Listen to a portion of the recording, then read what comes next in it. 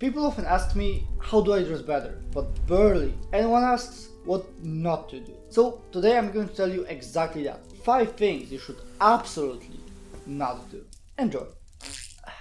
Okay, and so numero uno and number 1 on our list, dirty shoes. Bro, imagine you're dressed really well. The whole outfit is insane. A girl sees you and she thinks, whoa, what a handsome man. She starts imagining a future with you. Cows, a dog, a family, kids. And then she looks down. And she sees your dirty, beat up shoes. And then she thinks, you know what? Never mind. On the one hand, you could say, it's just a detail. True, but women are undisputed champions of making macro judgments about you based on micro information. So, based on those little details, a woman will judge what kind of man you are. Don't get me wrong here. You can have an amazing heart and be a great guy, but all of that won't matter if she will not give you a chance to show it, because she labels you as sloppy because of, for example, dirty shoes. Don't do that to yourself, bro. Please, take care of your shoes. Girls, really look at this. The second thing is all about dressing flashy. You've definitely seen a pretty girl wearing a super bright dress or something else like bright and looked really good. The problem is, it works on women. On men, well, it does not work that way. If you want my bro science behind it, I think it happens because fundamentally men and women have completely different roles. Woman is supposed to be pretty, she is supposed to be flashy, she's supposed to attract attention and pull men with her looks, and a man is supposed to be stable, calm, safe. Just a disclaimer here, calm doesn't mean boring. Safe does not mean not spontaneous. A woman should feel safe around him and feel this inner calm. If you think about it, those flashy colors communicate the exact opposite. So my recommendation is to stick to more muted colors like beige, white, black, navy, gray, and maybe even bottle green. But it's not only about colors, it also applies to the clothes you put on. As a man, you want to avoid anything that screams. Anything like big logos, patterns, thick chains. Those things scream. Pay attention to me. Look at me. Flashy clothes work like someone who walks into the room and immediately raises their voice. They have not even said a word and you already want them to stop. There's a tension in it. There's nervous energy. There's a need to be noticed. On the other hand, minimalism works like someone who walks in calmly, sits down and stays quiet. He doesn't need to do anything. Often, people start wondering on their own, like, who is he? Why is he so calm? Why doesn't he have to prove anything? In nature it's the same. The strongest animal in the herd does not run around and roar for no reason. It stands still. It breathes slowly. The rest adjusts to its presence on its own. So the thing is that your outfit should always reflect those traits. Calm, decisiveness, confidence. And again, this does not mean you have to dress boring. It does not mean you cannot dress original. It does not mean you have to dress like everyone else. It does not even mean you cannot break fashion rules. It means everything you put on has to be consistent and, most importantly, well put together. Real class lives in the details. And that smoothly brings us to the point 3, which is rolling up your jeans wrong. And don't get me wrong, like, rolling up jeans can look insanely stylish. It hides a pant leg that is too long, it highlights your shoes, it adds that one detail but you can also do it wrong, horribly, catastrophically wrong. Instead of looking stylish, you look sloppy. And I'm bringing this up because I have seen it way too many times. Guys who roll their cuffs in a tragic way and it looks awful. Ugh.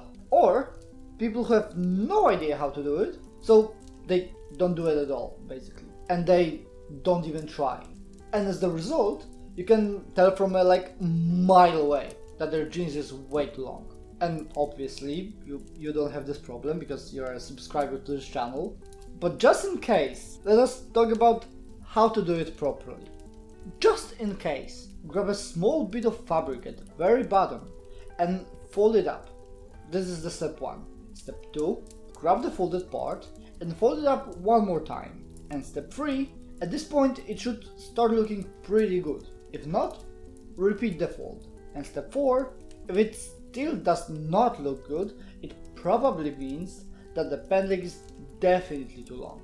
And it's really worth taking those jeans to a tailor to get them shortened. Since we're already talking about cuffs, one note. A cuff looks best on jeans that are a bit more fitted up on top and a bit looser in the leg. You see, if the leg is very fitted, the cuff can look a lot worse. Okay, so point number 4, which also directly connects to those details I mentioned earlier, which is dirt under your nails. Bro, nothing ruins your attractiveness and kills your chances with that girl that you like dirty nails. It does not matter how nice your face is, it does not matter how great you're dressed. If you have dirty nails that look like you were digging in the dirt 5 seconds ago, bro, game over. Those 5 minutes in the morning are worth the effort. Real. Clip them, clean them, keep them neat. And well, I'm saying this because, and it's a little bit embarrassing, but I used to be the guy who would have needed this video earlier in my life. Anyways, number 5, which is dressing like a teenager. I think I could have used this point back then too. So when I was in school and I was younger, I wore oversized shirts with prints, a lot of prints, some cheap zip-up hoodies, some ugly sweatpants for $1 or something like that. And I remember that back then I was like, why for some totally mysterious reason women are not interested in me? What could be the reason? The point is, and the truth is, that no woman wants to date a teenager. A woman wants to date a man. And this is crucial, this is very important. A woman, not a teenage girl. Because there's a huge difference, which I'm gonna explain right now. Because I think it sounds kinda vague. What's the difference? From my experience, that shift from teenage girl to a woman starts around 19 to 20 years old, something like that. And that might vary, of course, because it's very individual and depends on a lot of factors.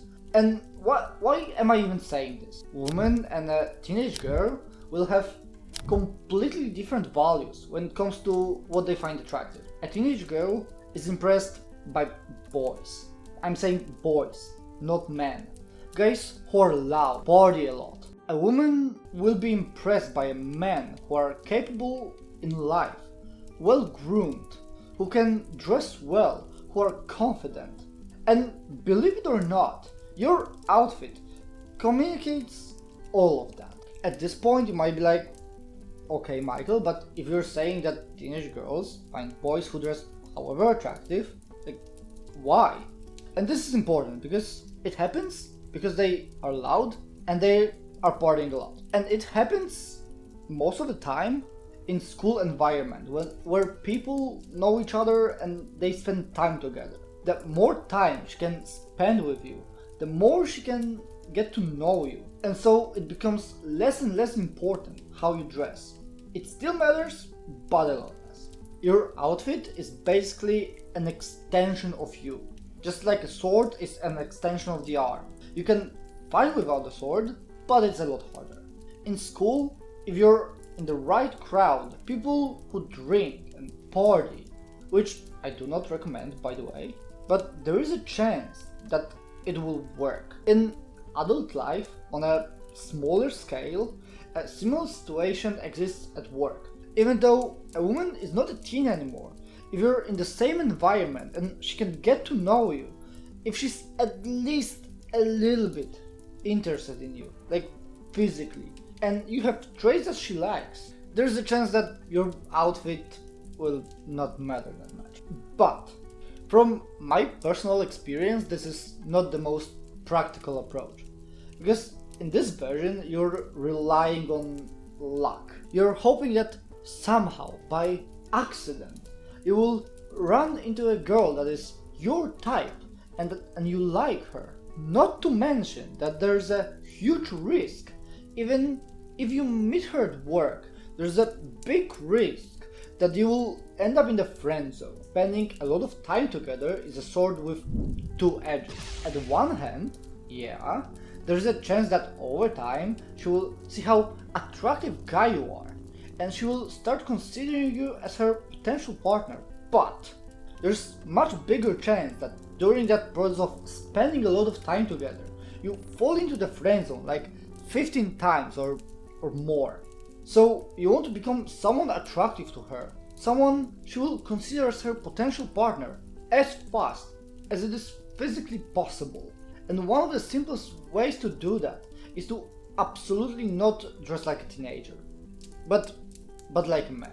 Things like dress pants, sweaters, t-shirts without prints, fitted and oversized, leather jacket, coats, Chelsea boots. Bro, I have a whole channel about this, and how to dress, and how to become most attractive version of yourself, both on the outside and on the inside.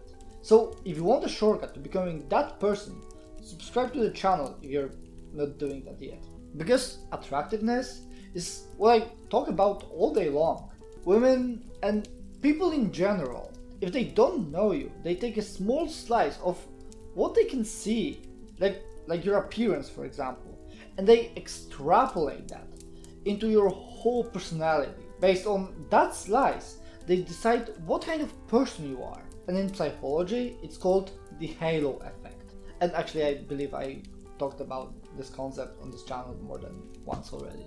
So if you want to know more about it, then check other videos. As you can guess, judging someone based on the small slice might not be perfectly accurate and might not match reality. But what does that matter if the girl you like will not even give you a time to show yourself because of it? What's the matter, bro? So you want to use the halo effect in your favor. If you dress well, like a man, and you are well groomed, you will automatically be more attractive to a woman. And automatically, like that, they will give you more time to show who you are. And to sum this video up, we went through 5 things that absolutely ruin your attractiveness. We talked about what you can do about them and how to fix them. If this video was valuable, leave the like and comment. And obviously subscribe to the channel if you're not doing it yet, because like I said, outer and inner attractiveness is what I talk about all day long. This is all from me for today, and I will see you in the next videos and with the next coffee. See ya.